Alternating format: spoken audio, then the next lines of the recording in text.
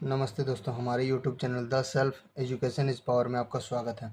दोस्तों, हम लोग ने राष्ट्रपति की क्लासेस पढ़ ली है। अब हम लोग उपराष्ट्रपति के बारे में पढ़ लेते हैं। ठीक है। उपराष्ट्रपति अनुच्छेद 63 में बताया गया है। अनुच्छेद 63 में यह बताया गया कि भारत का एक उपराष्ट्रपति होगा। ठीक है।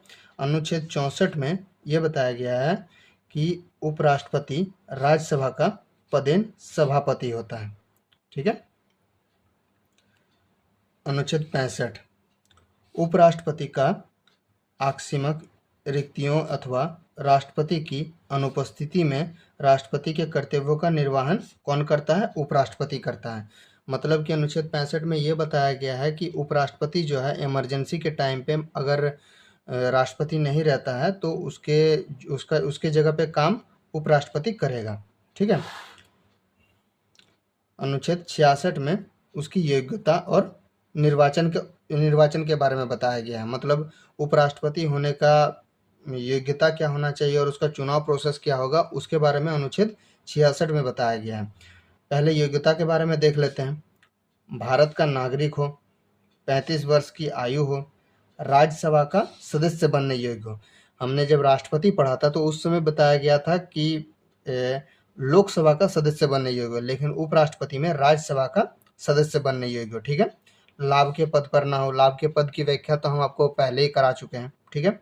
निर्वाचन यानी चुनाव के बारे में, संसद के दोनों सदनों के सभी सदस्यों द्वारा, क्योंकि देखिए जब राष्ट्रपति का चुनाव हो रहा था तो उस समय तो निर्वाचित सदस्यों के द्वारा, मतलब जो लोगों को राष्ट्रपति चुनता है वो उसके चुनाव में वोट नहीं दे सकता, क्योंकि सिंपल सा बात है, अगर राष्ट्रपति जिन लोगों को चुनेगा तो राष्ट्रपति जब वोट में खड़ा होगा तो उसका पक्ष में ही वो लोग आएगा। ठीक है। इसीलिए उन लोगों को छोड़ दिया जाता है। अनुपातिक प्रतिनिधित्व की एकल संक्रमणीय मत प्रणाली के द्वारा। ठीक है।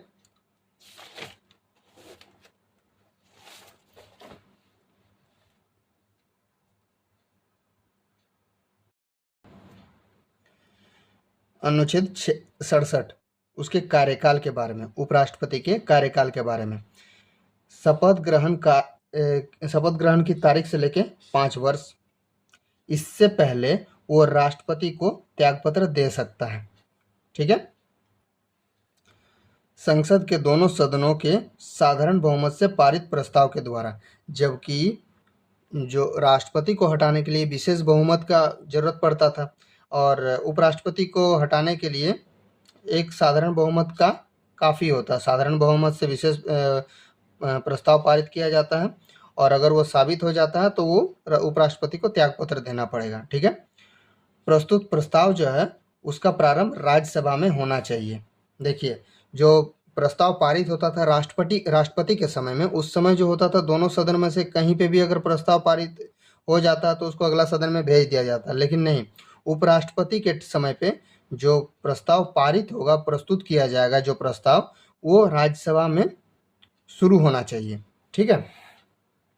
अनुच्छेद 68 उपराष्ट्रपति के पद में रिक्त को भरने के लिए निर्वाचन करने का समय और आकस्मिक रिक्त को भरने के लिए निर्वाचित व्यक्ति की पदावधि के बारे में बताया गया कि उपराष्ट्रपति का जो रिक्त रहेगा उसको भरने के लिए चुनाव और इमरजेंसी के टाइम में उसकी रिक्तता को भरने के लिए उसकी पदावधि के बारे में बताया गया।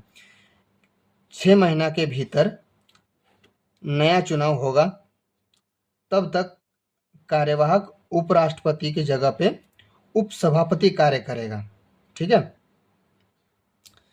अनुच्छेद 69 में उपराष्ट्रपति द्वारा शपथ ग्रहण, उपराष्ट्रपति शपथ ग्रहण करेगा, उसके बारे में अनुच्छेद 69 में बताया गया है। मैं भारत के संविधान के प्रति सच्ची श्रद्धा और निष्ठा रखूंगा। मैं अपने पद और कर्तव्यों का निर्वहन श्रद्धापूर्वक करूंगा। ये जो होता है उपराष्ट्रपति शपथ ग्रहण के समय पे बोलता है, ये उसका शपथ हुआ। ठीक है। नोट, उपराष्ट्रपति को शपथ कौन दिलाता है?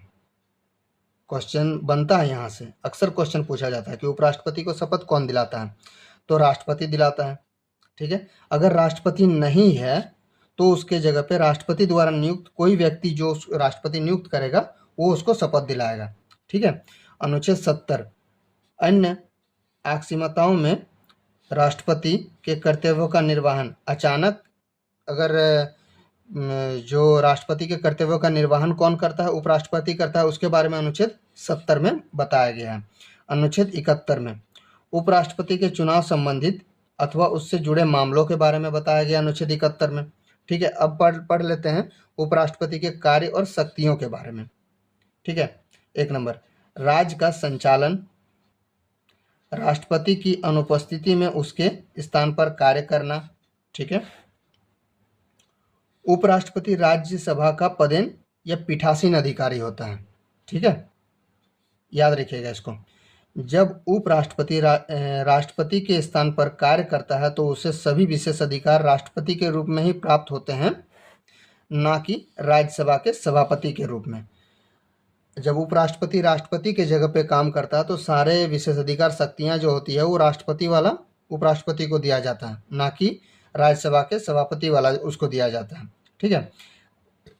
राष्ट्रपति उपस्थित है या नहीं है इसका निर्णय स्वयं राष्ट्रपति करेगा। राष्ट्रपति उपस्थित है या नहीं है इसका निर्णय स्वयं राष्ट्रपति ही करेगा। ठीक है, उसके अलावा और कोई नहीं।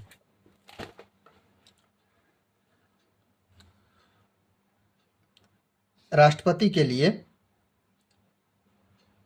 50 प्रस्तावक और 50 अनुमोदक होते हैं, जबकि उपराष्ट्रपति के लिए 20 प्रस्तावक और 20 अनुमोदक होते हैं। ये प्रस्तावक और अनुमोदक क्या है? यह प्रस्तावक और अनुमोदक वो चीज़ होता है जब राष्ट्रपति या उपराष्ट्रपति जब खड़ा होता है, वोट में जब खड़ा होता है, तो उसके जगह पे उस जो 20 प्रस्तावक और 20 अनुमोदक होते हैं वो 15-15 हज़ार रुपया RBI में जमानत के लिए जमा किया जाता है, जमानत के तौर पर। ठीक है। चार मान लीजिए 4 कैंडिडेट खड़ा हुआ, चारों कैंडिडेट में एक कैंडिडेट जीतेगा, बाकी 3 कैंडिडेट तो हारना ही है। तो जो 3 कैंडिडेट हारेगा उसके लिए जो 20 प्रस्तावक और 20 अनुमोदक होंगे उस उन लोगों का जो 15,000 करके RBI में जमा होगा वो जब्त कर लिया जाता है। ठीक है।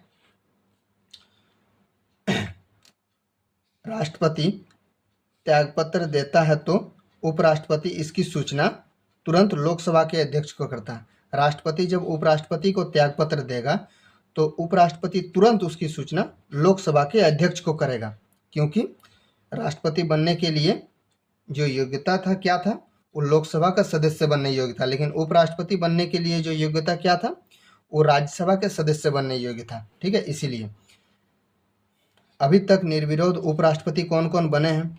राधाकृष्णन, M हिद्दादुल्ला और डॉक्टर शंकर दयाल शर्मा। ठीक है।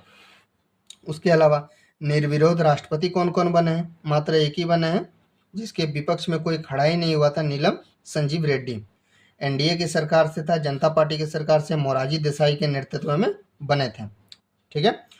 उपराष्ट्रपति के चुनाव संबंधित मामले कौन देखता है? सुप्रीम कोर्ट देखता है। ठीक है। वेतन उपराष्ट्रपति का 2018 के बाद और पहले का, 2018 से पहले जो था वो 1.5 लाख रुपया पर महीना था, 1,25,000 रुपये, सॉरी। लेकिन 2018 के बाद 4 लाख रुपया पर मंथ कर दिया गया। और 2008 में जो पेंशन का बारे में उनका विधेयक पारित किया गया था, उस समय पेंशन जो था उपराष्ट्रपति को 20,000 रुपया पर मंथ मिलता था। और 2008 के बाद जो था जो भी उसका सैलरी रहेगा उसका 50% दिया जाएगा, और बाकी जो अन्य सुविधाएं थी वो सब मिलेगी ही मिलेगी, जैसे घर, कार, चिकित्सा की सुविधा, जो भी इत्यादि सुविधा मिल रही थी वो सारी के सारी मिलेगी। ठीक है। आज के लिए बस इतना ही दोस्तों। अब अगला क्लासेस हम लोग कल अपलोड कर देंगे। ठीक है।